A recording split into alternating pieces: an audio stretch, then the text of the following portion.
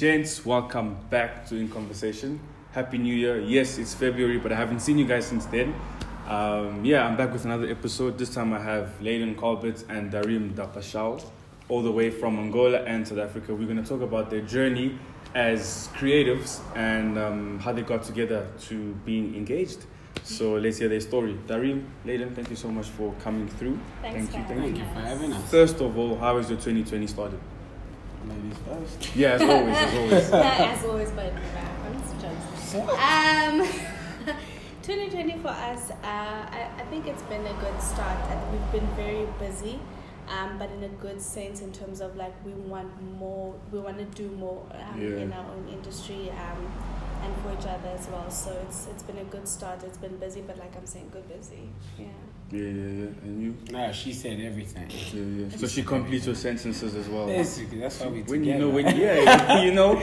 So then you said industry. So for the people that don't really know who you guys are, do you mind sharing what you guys do individually and as a collective? We'll go with Darim. All right. As you mentioned, in the industry, so basically I focus mainly on the dance industry of not just South Africa, but I try to do the whole of Africa as much as I can. With that being said, as well as I do a lot of, events as well. I do a lot of productions and stuff like that, but mostly revolving dance. And the arts, yeah. And what does dancing mean to you? Like, obviously being Angolan, you have Angolan roots, but what else impacts or influences your dancing? I think, in all honesty, it's the fact that I can keep people alive by keeping them entertained. Does that make sense? Yeah. Give them a sense of a reason, give them a reason to live, you know what I mean? Stay pushing, enjoy yourself, and just spectate a little bit. Yeah. And about that. All right, cool. And with Leiden, I mean, we've seen you on like Lockdown, famous series here in South Africa. I've seen you on ads as well. So what do you do? Who is Leiden Colbet? Leiden Colbet. I am an actress, a performer. Not only just for film, but I try and broaden my strokes in terms of presenting or the productions that we have, like at church or wherever it may be, corporate theatre as well. And on the side also, I'm a project manager, so handling all the project conferences that we may have and events that we may have. So that is me in a nutshell. So then how do you feel about being called a jack of all trades? If you're familiar with that term, what does it mean to you? I don't believe I'm a jack of all trades, to be honest. Okay, modesty. There's a saying that he likes saying, what is it? Me. You said that. I said it. There's a quote that he says. I said a lot of quotes. Yeah, he's a quoteful guy. But you know which one it is. I don't know which one. Be comfortable being uncomfortable? No, the jack of all trades, but master of none. Yes. So, not in a negative sense, but it's just the thing of like, what I've taken from that is that I need to focus on one thing and really master in it and grow from it. Everything that happens that's outside of that, like outside of my acting, is just an addition to, but it doesn't mean that I'm like losing focus on what I'm trying to pursue. But I don't think I'm a jack of all trades. I guess if the opportunity comes from something, then I'll just take an opportunity just to try it out. But I haven't mastered to say I'm a jack of all trades. So now, being an actress in the current South African space, the truth is we know that the industry is very saturated or compressed, whatever term you want to use. And not that we're going to badmouth anybody, but why is the industry that way? Without being rude or spiteful, why do you think the industry is the way it is? For example, let's say on Mzansi Magic, if you're on one show, best believe you'll be on like 3 other shows, and the other actresses and actors are struggling to get onto one. Why is the industry so saturated, so small? It's the same faces always, I hear what you're saying. That has been like a conversation between a lot of not only performers but people outside of the industry as well, because they're like, how come like this person is on everything? And it does bring a lot of spitefulness in the industry as well, but at the end of the day, it's something that we cannot control. I try not to focus on that. For me, I'm like, okay, if she has what it takes, and sometimes I might not have fit that role perfectly. Do you know what I mean? Because you get a brief and it's like they want a 34-year-old that's this tall, that's this color, that does this is the traits that she has and all of these things. So sometimes it's not necessarily, maybe it's because of their name, maybe it's because of the name that they've provided for themselves, but it's because, you know, like they keep putting work out there. And I think for me, that's why I try and steer away from that. And I'm just like, whenever there's an opportunity, I'm going to go for it. Yeah, you know true, what I true. mean? Because people can also say for me, oh yeah, you like so many adverts and, you Yeah. know, like we're always seeing your faces. But in all honesty, you don't know how many auditions I go True, to. that's true, yeah. So it just happens that these auditions are just coming close together, but Yeah. it doesn't mean that it happens like Yeah. this for me, you know what I Yeah. mean? So that's just, I hope it answers. Yeah, it does. in a way. Yeah, yeah. And with you, Darim, the dancing space in South Africa especially is, for some odd reason, it's still growing. And we had a conversation outside where you mentioned that even Afrobeats is more famous in Europe and in America compared to Africa. So how do you get your craft out there in the dancing world here in SA? How do people take note of who you are? Here in SA, wow, that's a bit tricky to explain it in such short time. All right, I think it's number one. Look at the way infrastructure. Things are kind of better outside. In Europe, Yeah. America, they have like you can walk around and there's Wi-Fi. We're here. You need to find data, and data is expensive and all of that. So to say the social media engagement that is here in Africa or just South Africa, it's a little bit different to there. So now you got that as something that's opposing that already. Now sorry, how to explain? I'm trying to find all the right words. There's so many companies that really get involved in the procedure of putting these things out there, putting the right content, which it is something that recently that we've been doing, and we're trying to now explain to dancers just here in the country how we can actually get to that level. We've realized in the industry today why it's so much bigger there and not here. Is that today businesses in general, not just businesses but people as well, everybody wants everything for themselves. That's true, yeah. And when you want everything for yourself, it'll never grow. I touch base on the course that I do in my studio, and I run it, and I put there a topic: how do you make it as a dancer? Most dancers are like, post stuff. I'm like, cool. Do you guys know? Let's take soccer for example. Every soccer player out there has a PR agent. That's true. Has a normal agent with them. Has a manager. Has a coach or a mentor. I asked them, you being a dancer, which one of these people do you have in your life?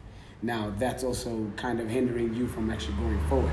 So I think should we want to grow, get those 4 people into your life. Get the right PR behind you, the right agencies to find you work, the right manager to be able to fight for you while you're getting the work, and then the coach or mentor to help to guide you through the process of your growth. All right, cool. And now you mentioned studio. I know that you have a dance academy, dancing studio called Artistic Intelligence.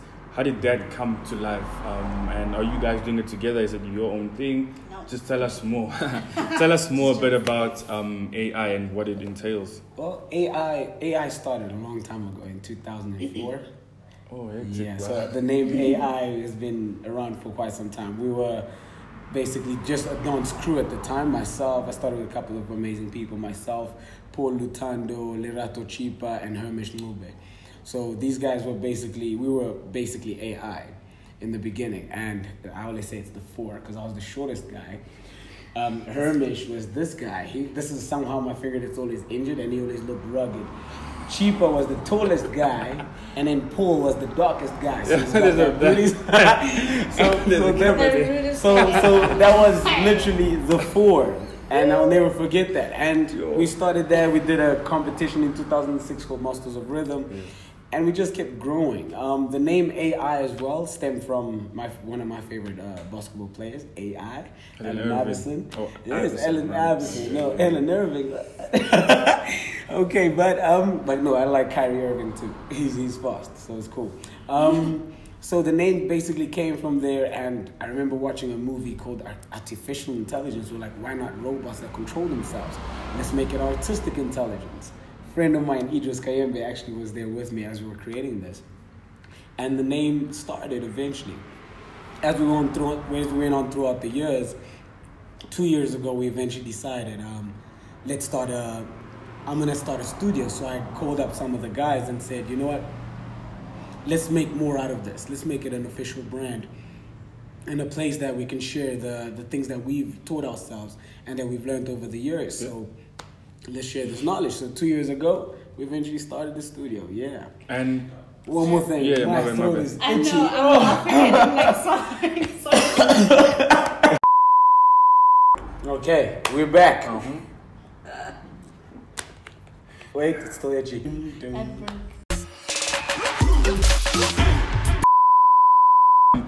how do you run the studio, like financially and everything lean? Like how do you keep it afloat? Keeping people interested in it. I think that's the key to it. Keeping people motivated, making people want to be a part of it, and letting the rest of the world feel like they're missing out. So they actually want to come in. So I think keeping the interest there, keeping the interest alive, that's it. Because I was at your last class and I saw how, I think you were teaching them about like Ghanaian dancing culture. So how much research goes into the work you actually teach the kids in terms of teaching them where a source of a dance move comes from? A lot. If I must just put it in a nutshell. It's a lot of research before I actually teach. I spend at least the whole day researching on the specific country. Then within that country, I go into the tribes, the different tribes that they have, and then find the link of all the dance moves and understanding of how things were created. So as you saw with the class, I was explaining to them about the Ghanaian style of dance. A couple of weeks ago, I taught about Angolan styles, South Africa, Zimbabwe, and all of this. So I think the importance of knowing the origins of things is important, because like I always say, here we are, but we hardly know the continent that we live on. That's true, yeah. Because, well, it's gonna get too emotional, but yeah, it's gonna get too deep inside it. But it's literally a thing of understand your origins. So what I try to share as much as my studio, as much as keeping people interested, is getting them to understand more than just, okay, this is something cool, we saw it on YouTube, let's do it. So when they walk out of there, they've actually been enriched with some dance knowledge, and it's like, well, dance is not what we thought it was. There's actually so much more. That's what I saw when I was there. And talking about origins, Leiden, tell us about your upbringing and where you come from and what impact or what influence you had in your upbringing that you took to your acting and your craft. Hey, so deep. I think I'm originally, let me start from the beginning. I'm originally from El Dorado Park, and I was only there up until the age of 6, and then we moved to the north. But then obviously we went back and forth visiting family for a couple of years before they also moved this side. But I think for me,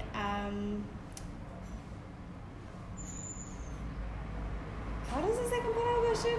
The influence that you got from your upbringing that you took into your craft. You want me to answer for you? Yeah, you're right. Should I answer? Okay, I'll take over. I've heard her say once upon a time, a long time ago. She said most people look down. Yes, most people look down at El Dorado Park and just the way that things are there and stuff. So the upbringing of and keeping the reason for wanting to become somebody is to show the people in Aldo's that, hey, I am from here and I'm doing something out of myself. 100%, so join me on this movement and let's become more than what we actually are. I like how you had your back here. Like, you see, guys, this is what I'm talking about.